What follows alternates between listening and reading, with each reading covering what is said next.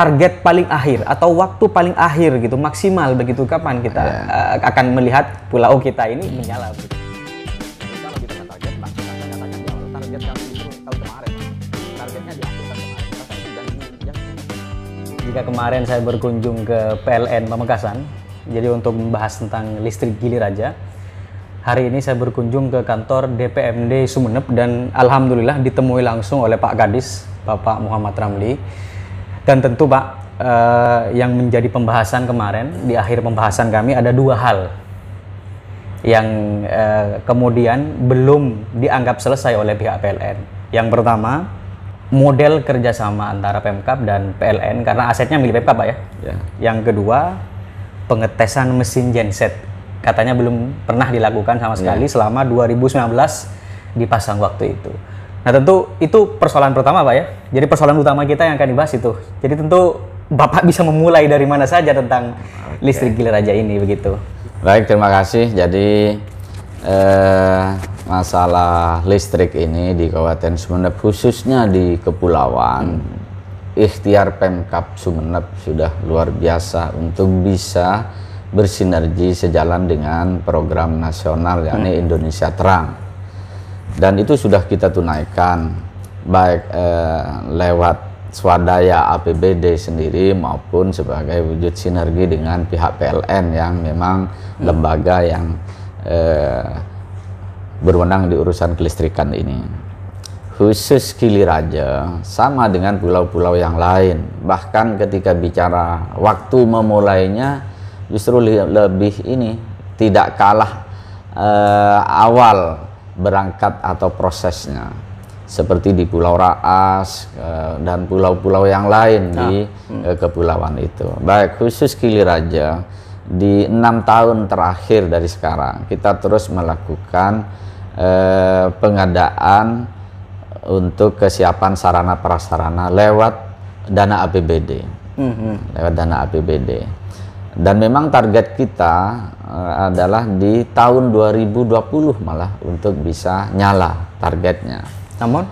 Namun sesuai dengan dinamika di proses pengadaan semua peralatan sarana prasarana itu, karena memang ikhtiar kita didorong untuk bisa dikelola oleh PLN,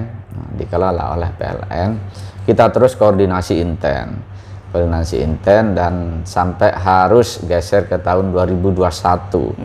Di sisi pengadaan kita sebetulnya sudah katakanlah dengan legalitas SLO, artinya kita pengadaan ini kita minta legalitas standar layak operasi di semua peralatan itu. Namun ya itulah dinamika di tahun 2021 harus geser masuk 2021 kita lebih mengkonkretkan muncullah beberapa opsi atau format pengoperasian itu. Format awal kita ke serah terima operasi. Kita pertemukan juga para legal kami dari bagian hukum Pemkab dengan bagian hukum PLN. Di PLN. Dinamika regulasi terus kita bahas, ternyata kalau STO ada kendala beberapa hal. STO itu apa Pak? Serah terima operasi. Satu memang karena aset Pemkab, kedua ada poin kontribusi, poin kontribusi dari pengelola. Ketika PLN yang mengelola maka di format STO itu harus ada kontribusi ke PAD APBD Kabupaten, termasuk di sisi asetnya. Sehingga kita bergeser ke terakhir ini mengarah ke barang milik daerah yang dioperasikan oleh pihak lain ya. Modelnya seperti itu? Iya. Di poin ini tidak harus ada kontribusi, aset tetap ada di kita. Artinya apa? Kita tetap mendorong percepatan ini bisa operasi, masyarakat Giliraja segera bisa menikmati. Itu di sisi format pengoperasiannya. Mohon maaf Pak, itu pembahasannya sudah sejauh mana dengan pihak PLN? Sudah terus bergulir, bahkan dalam hitungan hari ini sudah di tingkat top leader ya. kami agendakan Bapak Bupati dengan General Manager UIT PLN Surabaya. Ini sudah di tingkat top leader untuk mengkonkretkan itu. Model pengelolaannya, Pak ya? Iya. Tadi disebut PLN tidak harus menyetor PAD ya, Iya. meskipun aset tadi milik Pemkab. Iya. Karena kemarin disinggung Pak, PLN kemungkinan akan berat hati kalau masih ada ya semacam syarat gitu kan, entah syarat nanti bayar belakang aset-aset yang dimiliki misalnya gitu. Ya itulah kesepahaman ini nanti kan akan kita konkretkan dalam bentuk MOU itulah. Itu di sisi format pengoperasiannya. Mudah-mudahan dalam waktu dekat kita sama kok. Pemkab, PLN juga semangatnya sama, ingin segera. Tapi kan kita normatifnya kan harus benar-benar sesuai aturan dong. Harus benar-benar sesuai aturan. Kemudian di sisi teknis memang benar ya, dari hasil pengadaan semua aset itu ketika dalam rangka penyerahan pengoperasiannya PLN memang di terakhir ini ada beberapa pending item yang minta dicukupi lah. Kita terus menunaikan apa yang menjadi kekurangan lah, mulai dari akses sarana jalan, kemudian pembangunan pos kantor ininya, kemudian terakhir memang yang mereka teknis itu kita diminta untuk melakukan trial atau uji coba. Di uji coba kita di awal tahun di sekitar bulan Maret April kemarin kita ada kesulitan di anggaran terus terang ya. Sebab kita tidak serta-merta spontanitas betul. Anggaran itu langsung bisa kita raih, Itu maka bisa kita dipahami, proses lewat mendahului perubahan. Dan ini sudah kita eksekusi sekarang, kita siap trial. Cuma memang yang menjadi pemikiran kami kemarin itu ketika untuk uji coba kan harus mendatangkan pihak-pihak teknisi, kemudian yang berkompeten di itulah, termasuk ingin disaksikan PLN. Kami inginnya sudah uji coba itu pas menjelang penyerahan, kira-kira begitu. Sebab kalau uji cobanya lebih di awal tanpa ada kejelasan kapan ini momen agenda penyerahan, nanti butuh uji coba lagi. Berarti menunggu dua hal tadi itu. Iya. Yang paling ditunggu adalah model pemanfaatan operasinya ini. Iya. Yang artinya belum MOU. Iya. Insya Allah dua-duanya sudah akan siap. terjawab ini, sudah akan terjawab ya. Uji coba trial itu kita sudah siap. Tahun ini dianggarkan berapa? 75 juta ya, 75 juta di PAK. Iya, dan bahkan BBM-nya sudah ada di lokasi, sudah kita sampai, sudah tinggal memang tim atau teknisi ya. Dan itu secara anggaran sudah kita siapkan. Cuma memang momentumnya kapan agenda uji coba ini kita memang ya inilah 1-2 hari, bahkan kami agendakan hari Kamis ini 2 hari lagi ya, hari Kamis lah ke depan ini di level top leader. Mudah-mudahan beliau sama-sama tidak ada agenda yang sangat urgent di tempat lain. Kita akan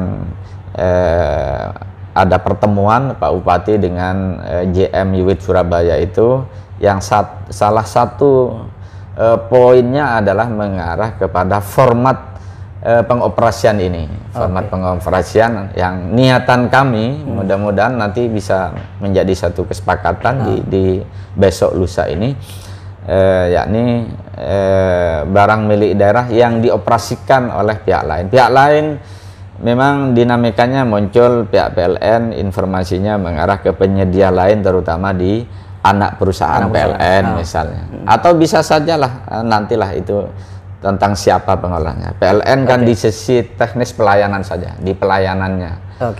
Kalau di pembangkitnya itu kan ya itulah penyedia atau misalnya anak perusahaan PLN. Jadi kalau masyarakat kan hanya bertanya kapan menyala begitu Pak. Nah namun saya juga ingin bertanya kecenderungan Pemkab sendiri ketika kemudian pemanfaatan pengoperasian tadi itu, apakah nanti misalnya ketika sudah dioperasikan kerusakannya ditanggung Pemkab atau ditanggung PLN gitu? Ya nanti di format itulah MOU itu ya? Di MOU itu iya, akan kita tuangkan semuanya, dan tentunya memang butuh kajian paralegal kedua belah pihak ini. Kita hati-hati memang Mas karena ini menyangkut aset dan menyangkut keberlangsungan. Kita targetnya jelas lah, ingin segera nyala. Kedua, nyala tidak hanya sesaat. Kita ingin ini terus berkelanjutan. Berkelanjutan. PLN atau mau nanti kolaborasi dengan PLTS atau bagaimana, Pemkab tetap pasti akan hadir untuk fasilitasi. Itu tadi yang dimaksud bahan bakar sudah di Pulau Gilir aja? Dalam rangka trial, dalam rangka uji coba. Berapa hari nanti uji cobanya? 2 hari ya, targetnya 2 hari. Jadi informasi juga Pak, sudah ada subsidi untuk KWH ya? Iya. Jadi kita ingin memang dalam rangka percepatan itu, karena ini mau tidak mau kan poin profit oriented kan, profit oriented, siapapun pengelolanya masa sebisa mungkin kan menghindari rugi, walaupun ketika bicara di sisi kelistrikan pastilah pemerintah tidak serta-merta profit oriented. Pasti lebih mengedepankan pelayanan. Tapi kalau memang potensinya mendukung, dan justru kami dalam posisi ini Pemkab meyakinkan kepada siapapun pengelolanya nanti bahwa Gilir Raja ini potensinya, katakanlah kami membranding tidak akan rugilah siapa pengelolanya. Apa indikasinya? Pelanggan sudah dipastikan di awal, khususnya yang katakanlah bahasa simpelnya begini, rumah tangga kami pastikan semuanya jadi pelanggan. Akhirnya ada para pihak yang bertanya, bagaimana yang tidak mampu? Di pertanyaan itu Pemkab sudah menjawab, yang tidak mampu kami bantu lewat sambungan gratis. Subsidi 100% Pak ya? Iya, di sambungannya loh Mas, sambungan awalnya ya, di instalatirnya, artinya tinggal nyantol, ke depannya dia bayar. Bahkan di awal, di bulan pertama kita bantu dengan pulsanya sekalian di bulan pertama. Ini untuk menunjukkan bahwa di Gilir Raja jangan khawatir tidak ada pelanggan. Yang tidak mampu saja sudah kita layani. Berapa orang yang tidak mampu yang tadi disebut diberikan subsidi itu Pak? Data DTKS ya, data detailnya ada di kabit saya, tapi terus kita ingin menyasar di 4 desa itu yang tidak terlayani sambungan sekarang. Tahun depan terus kita dorong, kita anggarkan lagi untuk bisa subsidi lagi ya? Iya. Bansos Mas, bukan subsidi, kita bantuan sosial. Bentuknya bansos. Sebutannya bansos begitu ya? Sambungan gratis lah kepada. Jadi artinya mereka yang tahun ini dapat, kemudian masih ada lagi yang tidak mampu, tahun depan bisa dapat lagi. Kita anggarkan khusus data DTKS lah ya, khusus data DTKS. Bertahap lah istilahnya Pak. Nah, ketika di rumah tangga sudah kita bantu, khususnya yang tidak mampu, otomatis kalangan ekonomi menengah ke atas serta-merta kami optimis akan menyambung. Artinya di sisi pengelola kami yakinkan tidak perlu khawatir kekurangan pelanggan. Kan itu. Apalagi memang ada peluang-peluang usaha masyarakat yang dulunya jualan es sudah bisa pakai fresher sendiri, tinggal nancapkan sudah bisa jualan es misalnya, termasuk kebutuhan-kebutuhan yang mengarah ke prospek ini usaha, membuka peluang usaha, buka warung misalnya sudah bisa siang malam sudah terang nantinya. Jadi pada akhirnya diskusi ini juga akan didengar oleh masyarakat, disaksikan oleh masyarakat. Tentu ketika ini kan isu nyala dari dulu Pak. Iya. Jadi artinya masyarakat di bawah beberapa ada yang mulai ada pesimis gitu. Namun kemarin ketika ada dua video itu dari PLN, kemudian juga dari teman-teman menggagas itu, ada optimisme lagi begitu hari ini. Jadi artinya ketika mereka optimis pasti akan bertanya, ini tepatnya tanggal berapa begitu kan? Artinya target paling akhir atau waktu paling akhir gitu maksimal begitu, kapan kita akan melihat pulau kita ini menyala begitu Pak? Baik, jadi kalau ditanya target, bahkan saya nyatakan di awal, target kami justru tahun kemarin malah. Targetnya di akhir tahun kemarin, bahkan itu janji konkret Bapak Bupati. Tapi ya itulah dinamika, ada apalagi mengarah ke hal teknis, Ternyata di sisi teknisnya ada beberapa pending item, beberapa permintaan yang harus dipenuhi. Oh, ternyata akses jalannya belum kita bangun, kita bangun. Oh, ternyata butuh kantor, kita bangun. Ternyata butuh kalibrasi, ya. Ternyata butuh uji coba. Ini yang jujur Pemkab sendiri itu kan di luar prediksi, itu hal teknis ya kan? Dan itu serta-merta kita tunaikan. Sehingga pertanyaannya kapan, kami memang ingin sesegera mungkin. Bahkan kalau boleh saya jawab besok ini. Besok sepanjang, ya itu catatannya ya. Kita secara normatif di urusan kesepakatan harus sudah sesuai dengan aturan. Kita kedua belah pihak ini ingin aman di sisi aturan dong. Ini mohon dipahami oleh warga Gili Raja. Ayo semuanya semangat. Pemkab sudah semangatnya luar biasa. PLN juga. Sekarang tinggal menunggu proses itu ya. Ayo semuanya mendukung. Justru saya berharap semuanya optimis. Semuanya optimis. Dan secara tadi penganggaran atau alat atau di pulau sudah lengkap semua. Sudah lengkap. Jadi kesimpulannya alat sudah lengkap, tinggal menunggu kesepakatan. Nanti trialnya, kesepakatan selesai. Kita Pak Kadis dan Pak Bupati ke Pulau Gili Raja nanti. Siap. Artinya ayolah masyarakat yakin, optimis dan berdoa lah. Kita semuanya ini ikhtiar kan, ikhtiar. Pemkab ikhtiarnya sudah luar biasa. Kita sudahlah pastinya ingin cepat. PLN juga koordinasi dengan kami semuanya ingin cepat, tapi tidak boleh menyimpang aturan dan itu pentingnya. Jadi di poin ini semuanya biar satu kesepahaman. Jadi kan tidak mungkin lompat ke 2023 kan? Ya itulah. Moga-moga tergantung doanya saudara-saudara di Gili Raja. Kalau doanya lebih mustajab dari saya ini, mungkin doa saya yang belum mustajab ini yang dari kemarin ke lain tidak kalah pentingnya.